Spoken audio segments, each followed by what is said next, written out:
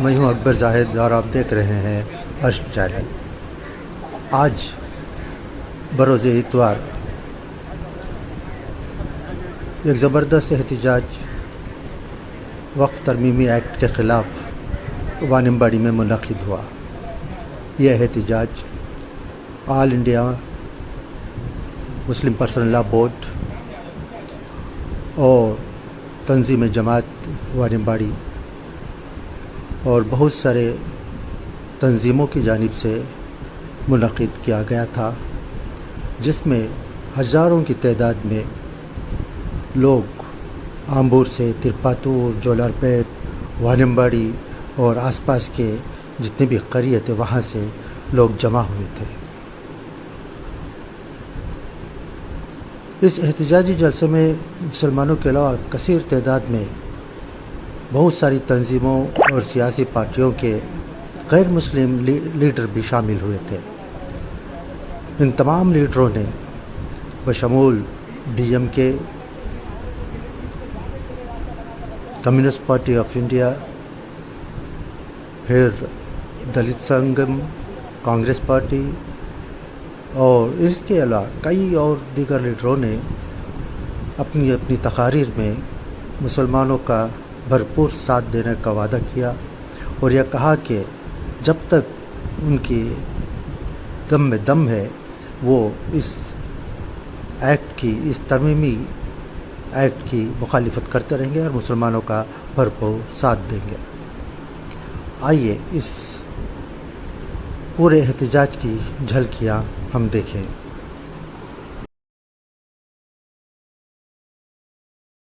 وکیل احمد صاحب کو 2 منٹ درخواست ہے۔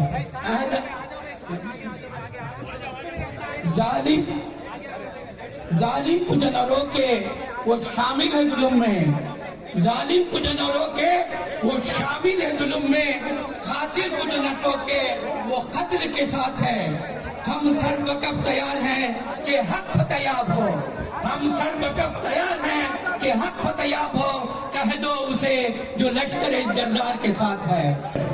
اگر کوئی حکومت ناجائز طور پر اس پر قبضہ کر لے پھر بھی وہ اللہ کی ملکیت ہے، اور کوئی بھی مسلمان ہو یا نان مسلم ہو اگر اس پر ناجائز قبضہ کر لے تو پھر بھی وہ ان کی ملکیت نہیں ہو سکتی ہے۔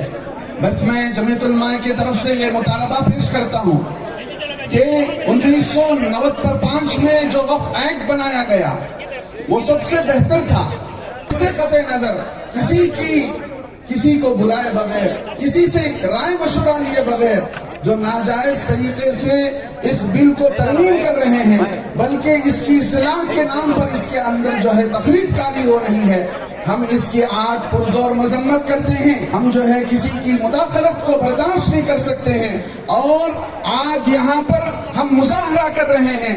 اگر ہمارے اکابر وقف کے تحفظ کے لیے جو بھی کہا جائے گا ہم اس میں آگے بڑھنے سے پیچھے نہیں ہٹیں گے۔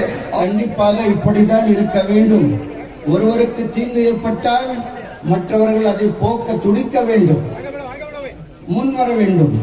இப்படிதான் இன்று நடக்கக்கூடிய இந்த கூட்டத்தில் எல்லா சகோதரர்களும் சேர்ந்து அந்த வக்ஃப் திருத்த சட்டம் ராத்திரி நேரத்தில் எப்படி கொண்டு வரப்பட்டதோ அதை பகல் நேரத்தில் நாங்கள் வீரத்தோடு உரிமையோடு போராடி அதை கண்டிப்பாக தோற்கடிப்போம், அதை வாபஸ் வாங்க வைப்போம்।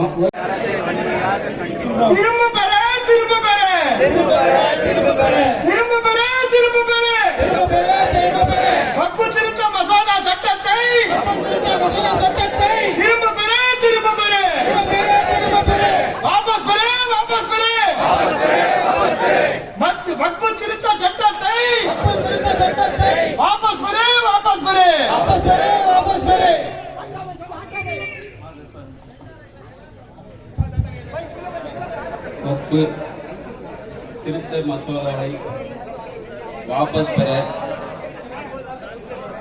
இந்த மாபெரும் கண்டன பொதுக்கூட்டத்தை ஏற்பாடு செய்திருக்கும் ஆல் இந்திய முஸ்லிம் பர்சனல் லா போர்ட் மற்றும் ஜமாஅத்துல் உலமா சபை திருப்பத்தூர் மாவட்டம் அதனை சார்ந்த குழுவை சார்ந்த அனைத்து நிர்வாகிகளும் மேடையில் வீட்டிற்கும் அனைத்து பெரியோர்களும் மற்றும் என் அன்பு சகோதரர் அனைத்து இஸ்லாமிய சகோதரர்களுக்கும் இனிய மதிய வணக்கம் மற்றும் அஸ்ஸலாமு அலைக்கும். அதாவது இந்த மத்திய அரசு இந்த மாதிரி சட்டம்லாம் நம்ம நலனுக்காக போடுறதை விட்டுட்டு மதத்தை ஒண்ணு கையில் எடுத்துன்னு நம்மளை பிரிச்சு ஆட்சி ஆள்றதுக்கு இந்த மாதிரி விஷயத்த கையில் எடுத்துக்கிறாங்க. இது வடக்குல வேணா சாத்தியத்தான் ஆகும். நம்ம சைட்ல, அதுவும் குறிப்பா தமிழ்நாட்டுல, குறிப்பா வாணியம்பாடில் ஒருபோதும் இதெல்லாம் நம்ம அனுமதிக்க மாட்டோம். இன்னைக்கு நம்ம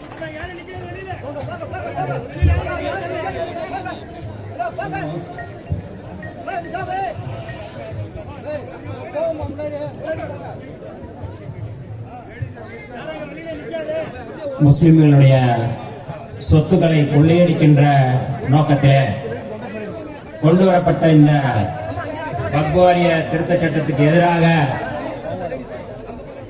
மிகப்பெரிய ஒரு போராட்டத்தை முன்னெடுத்துக் கொண்டிருக்கின்ற all India Muslim personal law board ஜமாத்துல் உலமா சபை அமைப்பைச் சேர்ந்த தோழர்களே, இம்மாதிரியான போராட்டங்களை இந்த ஜமாத் சார்பாக முன்னெடுக்கப்பட்டிருக்கிறது. பல்வேறு இடங்களிலே இந்த போராட்டங்கள் பொதுக்கூட்டங்களாக நடக்கின்றன, ஆர்ப்பாட்டங்களாக நடக்கின்றன.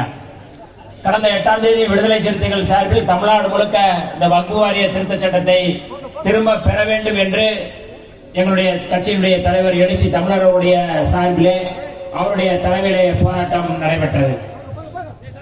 நாடாளுமன்றத்தில் இந்த சட்டம் கொண்டு வரப்பட்ட போது அந்த சட்டத்திற்கு எதிராக எதிர்ப்பு தெரிவித்து வாக்களித்த கட்சிகளில் விடுதலை சிறுத்தைகளும் ஒன்று. திராவிட முன்னேற்ற கழகத்தின் தலைமையிலான இந்த இந்தியா கூட்டணியின் சார்பாக அத்தனை பேரும் ஒன்றிணைந்து அதற்கு எதிர்ப்பு தெரிவித்து வாக்களித்தோம். ஆனாலும் பெரும்பான்மையை வைத்து அவர்கள் அதில் வெற்றி பெற்றிருக்கிறார்கள். ये रही एहतिजाज की कुछ झलकियाँ। हमारी अगली वीडियो में तमिलनाडु से मेंबर पार्लियामेंट श्री कदीर आनंद की तकरीर मुलाहिजा फरमाएं, जिसे हम कल नशर करेंगे।